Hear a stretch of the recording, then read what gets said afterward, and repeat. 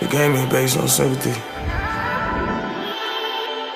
I'll leave it at that. Yo, what's up YouTube, man? It's your boy Action Jackson, and today we're back again with another Madden 22 video, man. And in today's video, I'm going to be discussing and telling you guys the budget beasts that are in Madden and people that you can pick up, and they're not super expensive. They're like upwards of like 50 to 100k. They're nice in between, anywhere from the highest being maybe almost 30k to the lowest almost being like 2 to 3k. So yeah, man, let's hop into this list and let's go. Alright, man, starting out the list at number 10, we have Evan Ingram. You know, tight end, obviously 6'3", 85 speed. You know, Evan Ingram, he's always that person to always have a top, well, not really top high-end speed, but he's supposed to, you know, every single time he gets a gold card, or before in recent years he would get an elite card, he would always get upwards of like that mid to high 80 speed.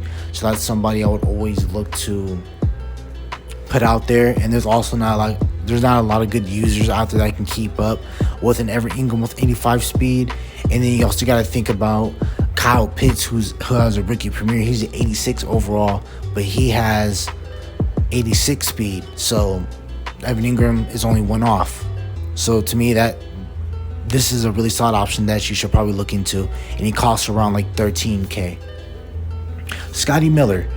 I understand that not a lot of people, depending on who you are, but I'm one of those people who pick Lance Allworth as his team captain, so he already gets up to 89 speed, and then if you do the thing team, he gets so much higher than that. But you know, he gets to 89. Lance Allworth gets to 89 speed, and Scotty Miller gets to 86. Lance Allworth is a little bit taller, but you know, Scotty Miller, this is your good slot dude that you put on slants, streaks, deep outs, things like that. Even though his route running isn't really too great, he's more of your speedster, kick returner guy, because I know a lot of people, they don't have a bunch of kick returner people right now. So Scotty Miller is a viable option. You can put there at kick return, punt return, wide receiver 3, you know, depth reasons, put him out there. If you catch somebody using out there with a slow corner, you throw him out there. Scotty Miller can burn him with that 86 speed, which is, it's fine right now. I know it's at the top end speed because, like I already said, you have a Lance Allworth at 89 speed, Jamar Chase at 91, and then you got CeeDee Lamb with like 86 or 88 speed. Then you got Tyreek with around the same 87, 88, and then you have Deshaun Jackson with 89 speed. So I mean, he's right up there, the high end. He's like that 85 plus speed receiver. Again, this is another viable option you guys should go out and pick up. He only costs around like 3 to 4k, so not bad. All right, next one, man. So again, the meta is that safeties should be put at linebacker.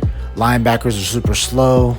Of course, I mean, there's not a whole lot of fast linebackers, but you know, Michael Parsons is out there. He's an 88 speed, but you know, linebackers don't jump, and since they can't jump, what's the point of them really? Besides just overall boost and things like that, and using them in the goal line situation for linebackers. But if you're anywhere from the 25 on up, I would just sub in and have a Jeremy Chinn.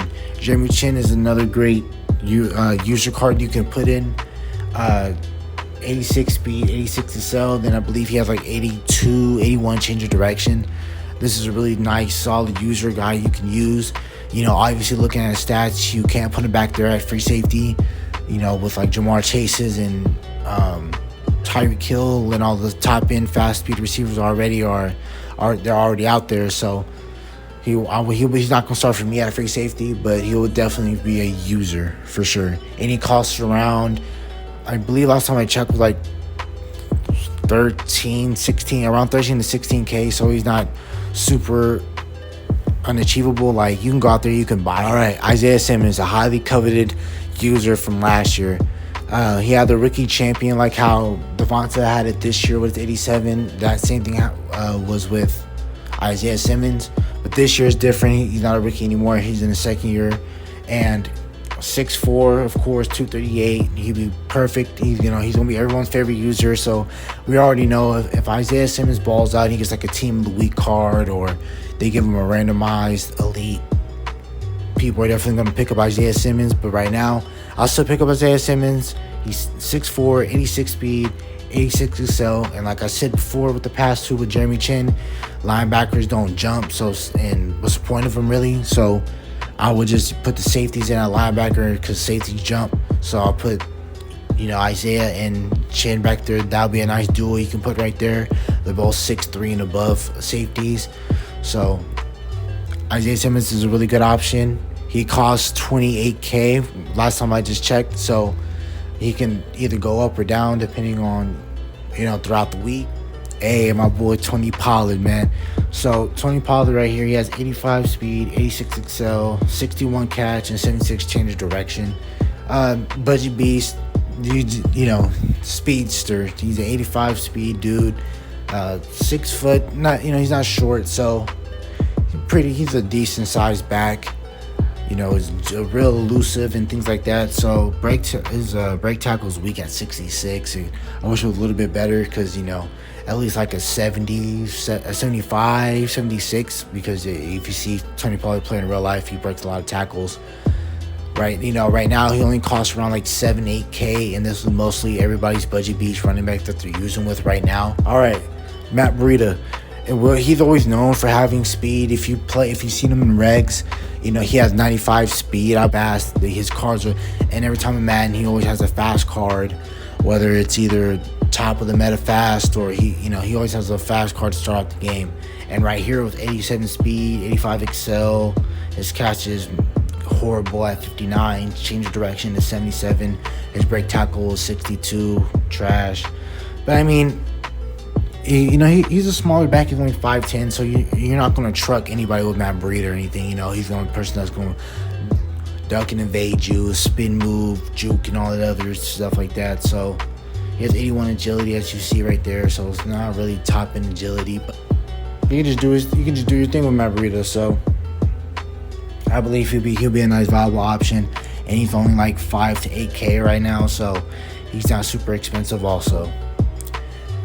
This is a person you're not going to put on the outside, obviously, because with all the top end receivers like I went over previously, he's going to get burnt easily. But the person I would do with a Jamal Dean, I'll put him in the slot, and when you're in your nickel 3-3-5 or you're in your nickel 2-4-5 or anything like that, you can user him. He's 86 speed, 84 excel, 70 agility, 81 jump.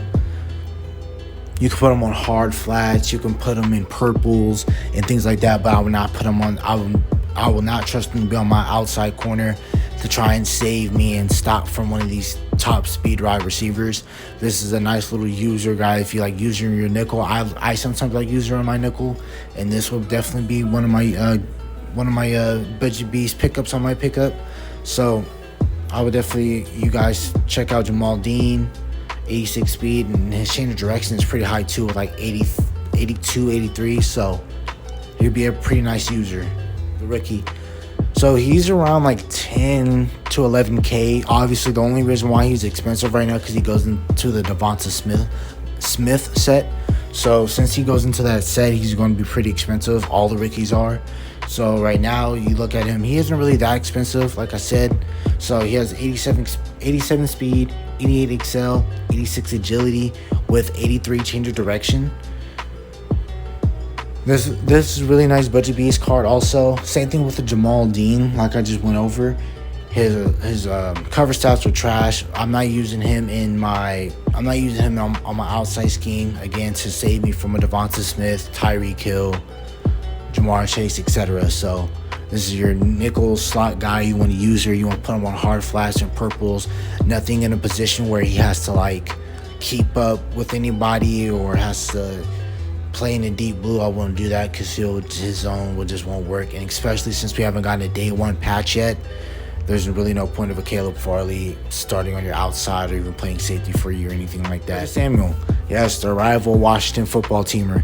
So right now he has 87 speed, 80 jumping, 76 catch. Like with all the other receivers, if you don't really like their receiving, if you don't really like their receiving attributes or the receiving stats, you can always put him with the 87 speed person like Curtis Samuel. You can put it back there at punt, kick, return. You can put him at your wide receiver 3 to 4. You can put him just strictly on post, slants, streaks, things like that. You don't really want to put him in no. If he's in man-to-man coverage, he'll get locked up easily with like J.C. Jackson or J.C. Horn and things like that.